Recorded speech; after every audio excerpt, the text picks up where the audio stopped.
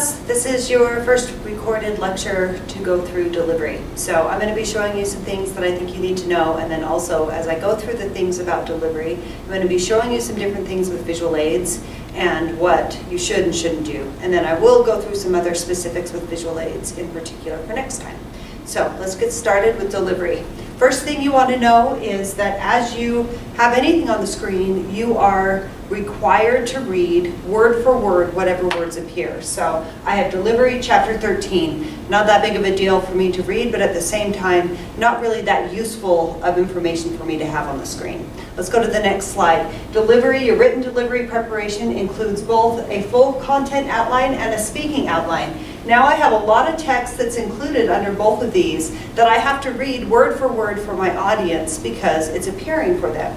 So I would say full content outline is your word for word what you expect to say during your speech. It should be used for preliminary timing and rehearsal.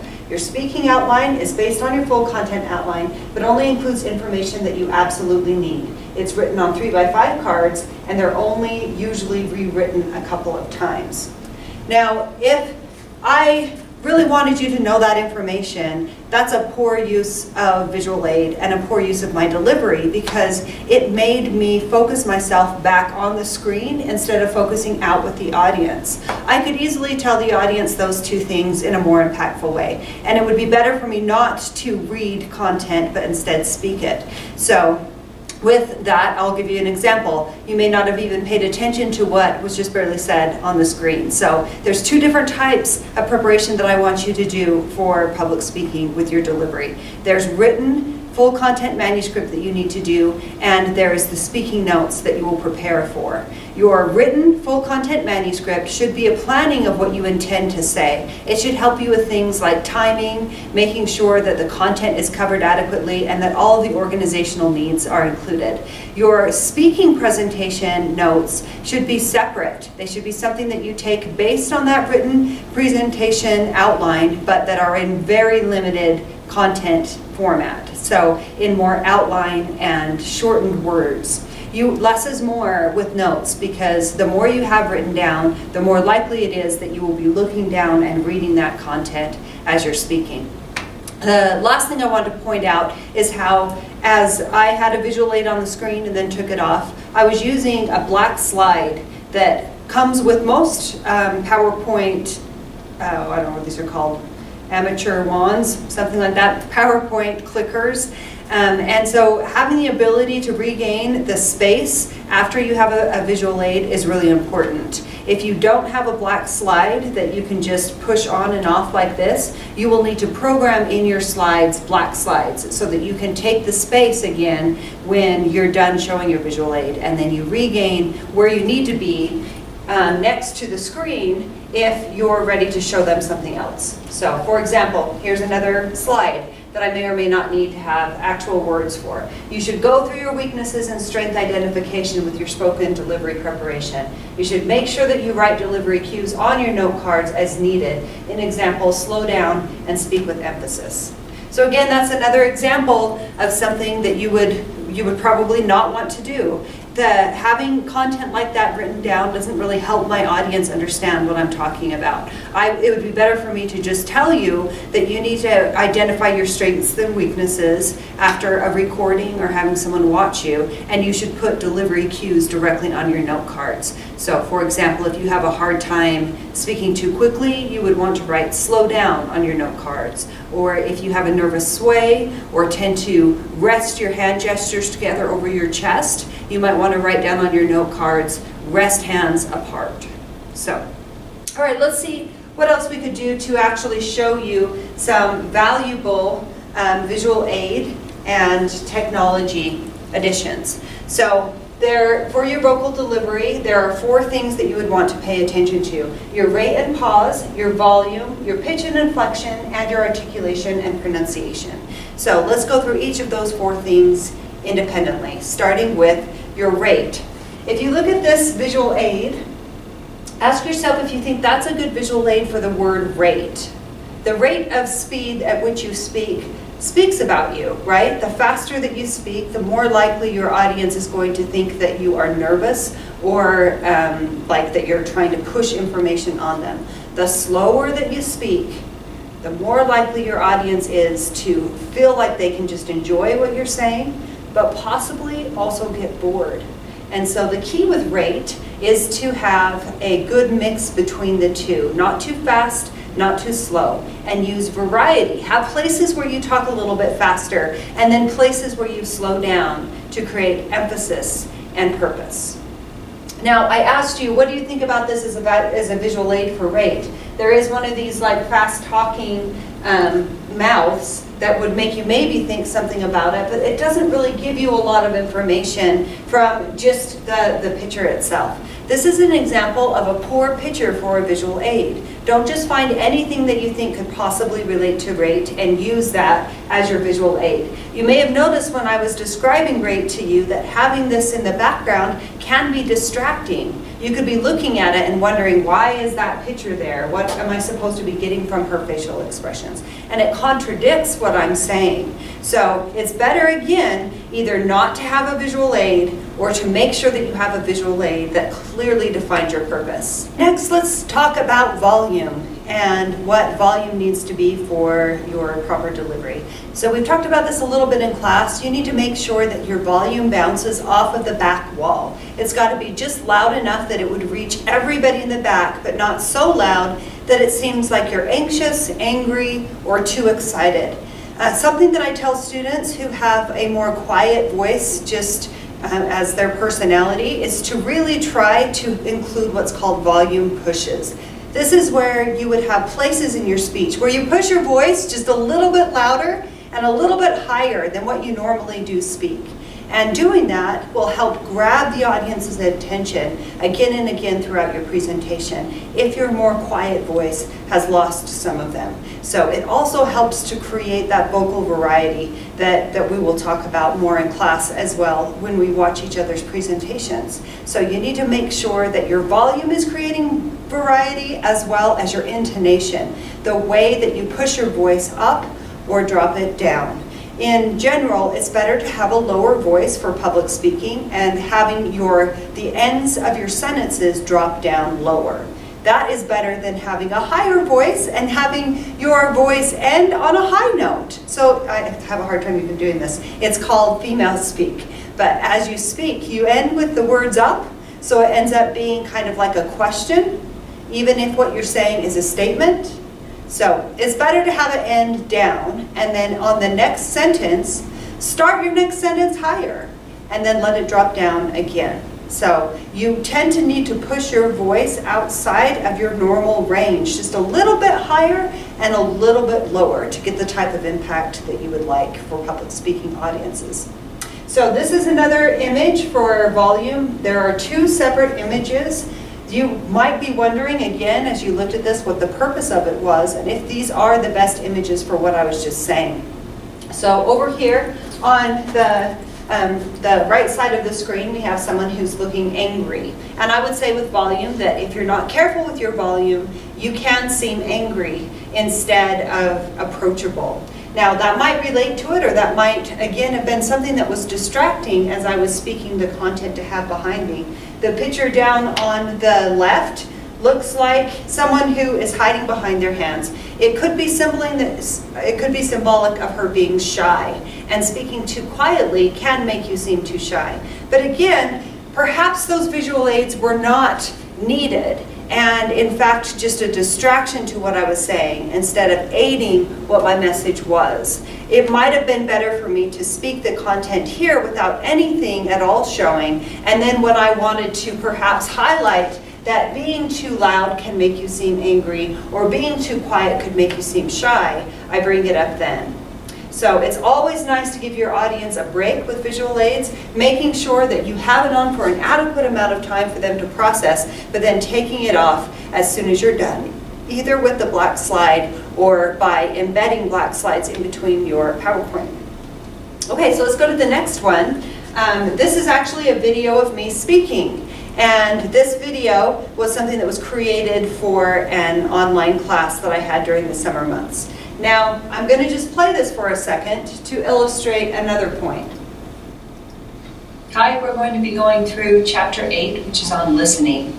Listening is one of the most important chapters that you can learn from, because you will spend the most amount of time in your life and in your career as a student and in your career at your job listening.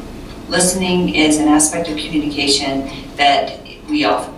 Okay, I'm going to stop it right there. So this is an example of two things. One, the ability that you can have to embed videos into your presentation, and how easy it can be if it's an actual video just to go over and click start and stop so that it can play. But two, this is a poor visual aid example again, because it's me. It's me in the summertime with a tan and with blonde hair. And it's better for me to speak to you as myself because I'm here. You wouldn't assume that I would have content recorded that would be more beneficial for me to say in a recording than what I could do just by taking up the scene and speaking it to you directly. So again, some people will think, oh, I don't want to mess this message up or something, so let me record it and then I'll have my audience watch me speak it.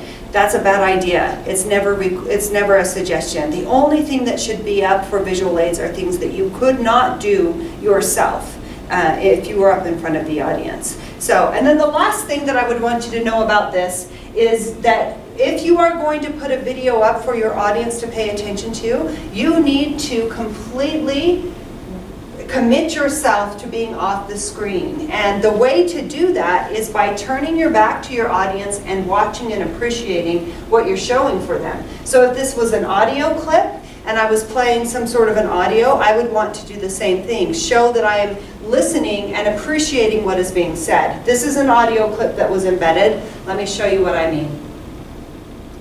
Weekends during the Trump administration have developed a pattern. President Trump often spends time at one of his golf courses or resorts. He often spends time posting aggrieved messages on Twitter, and quite often his administration makes news on one divisive issue after another. This past weekend, the White House unveiled sweeping demands for an immigration deal with Democrats. Vice President Pence walked out of a pro football game and the... Okay, I'm going to pause that again for a second, and just to show you again the ease of embedding a clip like that, and second, the way that you need to be holding yourself as things are happening on your screen. So during the first video of me, I was looking at the camera the whole time. When you look out at the audience while they're supposed to be watching something else, they feel like they're in a conflicted position. So should they pay attention to the screen more, or should they pay attention to you more? It's the same thing with music clips. It's the same thing with anything that you would be doing apart from what your participation was needed for. So let's say that you brought somebody up onto the stage to do a demonstration. You would want to turn, get off the scene, and watch the demonstration with your back towards your audience so that they know that the focus point is supposed to be whatever is happening right there. So another thing that we could see from that last image is just the clarity of picture. So you should have noticed from this picture versus the last that I've been showing you that having a picture go all the way out to the corners with sharp, crisp imaging really does make things look more professional. So when you are embedding pictures, let's look at the last picture again, where the lighting is not as good, there's clutter behind me, this is just in my office, it doesn't create the same professional edge. So it would be better not to have an image that decreases your look of professionalism in your presentation than having something that just to have it there. So it'd be better not to have something unless you can have it really crisp and really clear. Okay, now that we've talked about those vocal elements, let's go on and talk about some physical delivery elements. So again, I've got a list of things on the PowerPoint. Now it's my obligation to read these word for word for you. So where I'm a little bit farther away from the list on this side, if you know that you have a list that you need to read for your audience, it's better for you to prepare yourself with that with a movement pattern that anchors yourself back over to the other side of the screen so that you are ready to do kind of the Vanna White thing and directly signal which word you're reading as you go throughout it. As you read these for your audience, you can turn and read them if they're brief like this, or if you know them, you can even gesture through as you're speaking them and looking out towards the audience. So, for physical delivery, we have appearance, posture, facial expressions, eye contact, movement, and gestures. So let's start with our physical appearance. Here is an image of people wearing what is called business attire. Business attire is what's recommended for public speaking endeavors. So it's a dress suit of some sort, or a dress skirt suit for girls. But notice how the length of the skirt needs to be all the way down to the knees. For our gentlemen, same, where you could make it a little bit less formal by adding khaki pants rather than the same colored suit pants. But a tie and a suit coat is usually what's suggested. This gentleman in the middle shows a more casual approach, which is about as casual as you can get for public speaking encounters. So he has a dark suit coat. You can't really see it in this visual aid, but that is a dark suit coat with a dark shirt and jeans, but he does not have a tie. So for girls, you want to be thinking something that's going to make you feel your best and most professional. Same thing for guys. So whatever makes you feel comfortable and feel like you are presenting your best you is always the go-to for clothing. But the more you dress up, the more formal you appear, the more likely your audience is to think that you put that extra emphasis and energy into your presentation. So what I'm wearing today for you for this lecture is not proper public speaking attire. This is not what I would wear if I was giving an actual public speech in front of an audience. It's way too casual with being a jean jacket and jeans. It doesn't do anything to show that I am taking this seriously or putting my best effort forward. So it would not be an example of appropriate clothing. Now, I also want to point out from a visual aid standpoint that this is a little bit cluttered. There's too much information going on at once. So if I was going to be talking about girls' and guys' clothing, it would be better for me to separate these on two different slides and perhaps have the pictures come in one at a time so that there's not so many things competing for your attention. You have to be very careful with visual aids so that they don't create a distraction point. And I want to show you this next slide to illustrate something else. So this is, separated out to the genders like I'd mentioned before, but there's all this little wording that was included with the visual aid, saying things like, this is too small, this is too long for him, the pants are too short, things like that. For an audience, there's no way they would be able to read this text. It's way too small. The rule of thumb in public speaking for text is that it should always be at least 32 points. 32-point font. So they wouldn't be able to read that. And if you sat here and read all of this stuff, you're going to seem like you're connecting way too much to your visual aid and taking away time from your audience. So again, be really careful. Even if I wasn't wanting these words to be the focal point, if they're included on my slide, they're going to be part of that focal point. Okay, let's move on to gestures.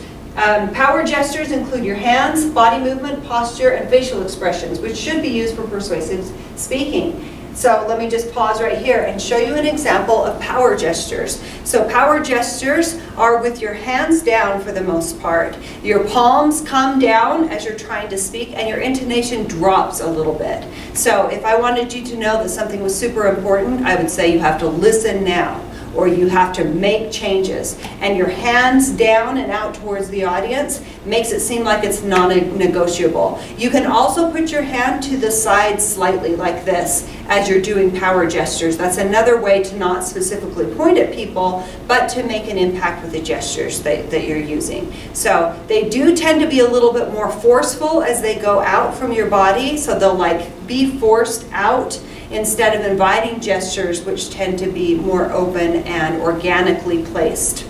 So let's read the next. Inviting gestures. This would be for informative speaking. This includes your hands, your body movement, posture, and facial expressions, which should be used for informative speaking. So let's see some examples of that. If I was going to give you informative gestures, I would keep my palms up. Notice that your hands have the same shape and tenseness as they would be resting at your sides. So you start from here, you bring your hands up, and you don't change any tenseness with your fingers. That's what makes it feel natural and open. So gestures should always rest at your side and then go back up towards the core of your body and out towards your audience. Something that you can do to make your gestures seem a little bit more impactful is just hold them a bit longer before you drop them. Hold before you even change into the new position, and then let them go away. So that's a way that you can get away from doing gestures like this, which tend to be redundant and go on and on. So just make a gesture, push it out towards your audience, hold that position, and then let it drop.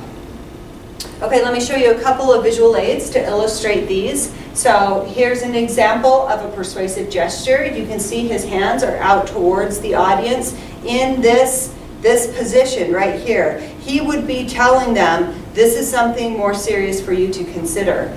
By contrast, here's an example of informative gestures. His hands are up and they are open towards his audience and towards his chorus, showing that he's not trying to say something to limit people, but rather invite. Now, something else I want to show you with this image is that I stretched the picture to fit the slide. Did you notice that his head looked a little bit strange? This is what he looks like in real life.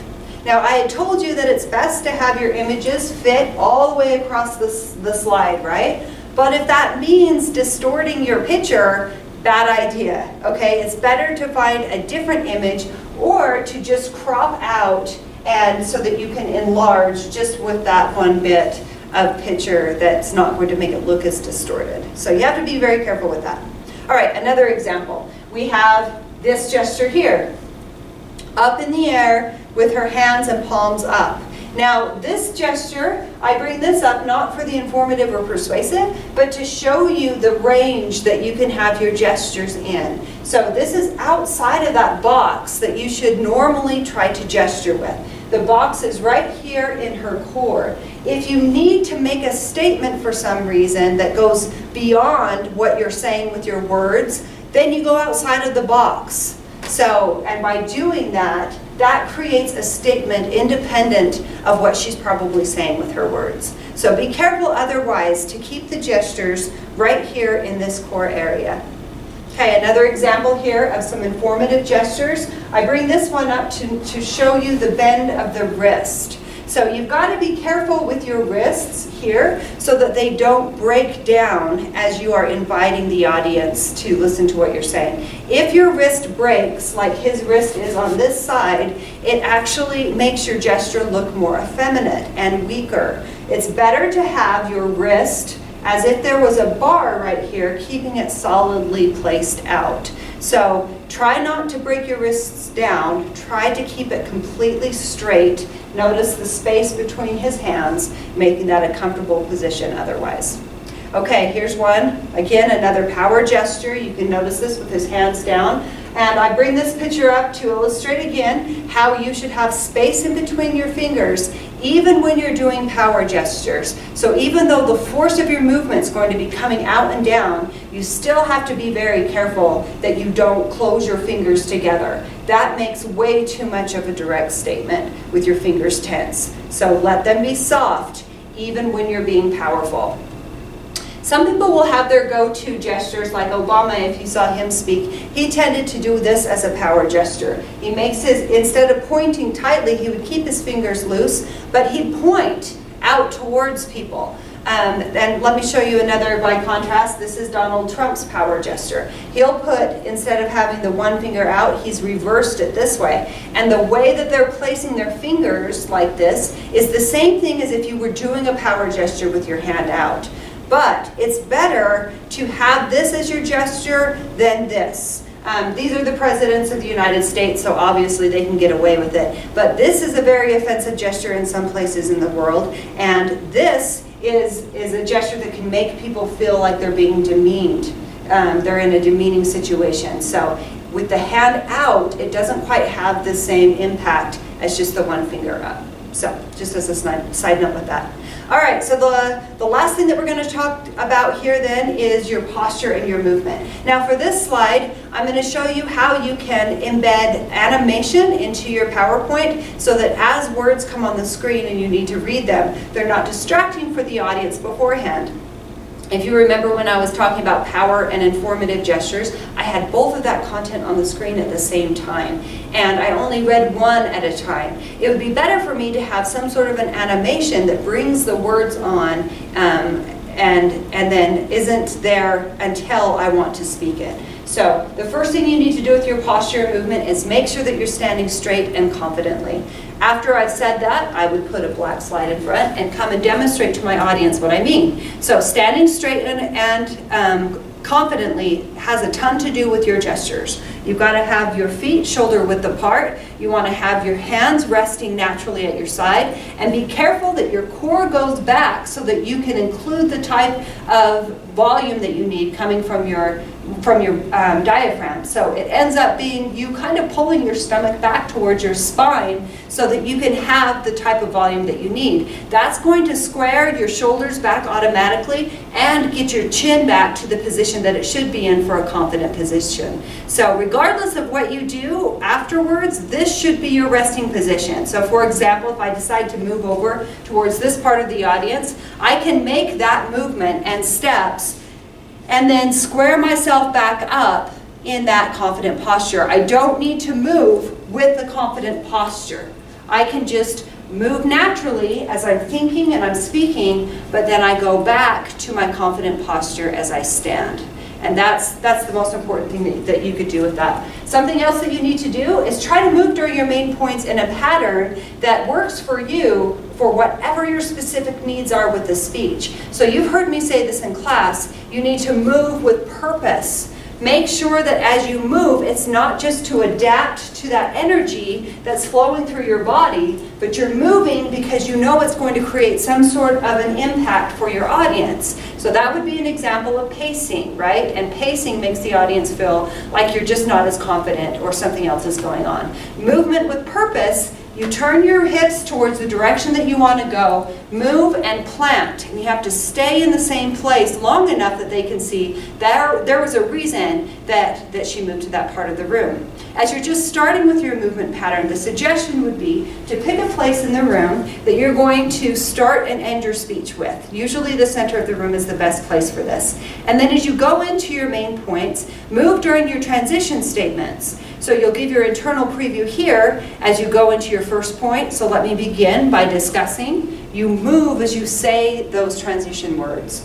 So a bridge would come next, right? Now that we've discussed this, let's move on and discuss this. And you move as you transition with those words, and then move finally back to your conclusion position. Now that's a very stoic and staged movement pattern, and I'm always going to encourage you to be more organic with your movement. Don't be afraid to take up the space, but be very aware that if you don't hold yourself still, it will look like you have a nervous adapter and possibly be a distraction for your audience. Another great reason for movement is to anchor yourself back with your visual aid. So as in this example, going with the next bullet point, I could anchor myself back to the stage and tell you what this is. So start with the baseball diamond and then adapt from there. That's my suggestion. Start with that beginning, start at home, first base, second base, third base, and home, and then adapt and add more for the specific reasons that you do need to be speaking in the first place. So move and plant is the best idea. Slight movement, once you have moved, is acceptable, but it should be very minimal. So as I move over to this position, I can shift a little bit. I don't need to be completely planted and square the whole time. Your upper body needs to be moving. You should be pointing and pulling audience members into what you're talking about, which is going to result in a little bit of shifting with your feet. But if you don't spend adequate time standing still, then it'll look like you move and then you adapt like this, and it's a nervous adapter. So make sure that as you do those slight movements, again, they're with purpose. They're because I need to turn to this person and talk to them and make sure that they feel involved, or because I want them to know that this isn't that serious, or so your body changes and your feet change so that you look like you're more natural. Okay, that's it for the delivery portion of this. The next video will be on the visual aids. I will bring up a couple of new things as well as highlight some of the things that I brought up in this previous video. So thanks for watching.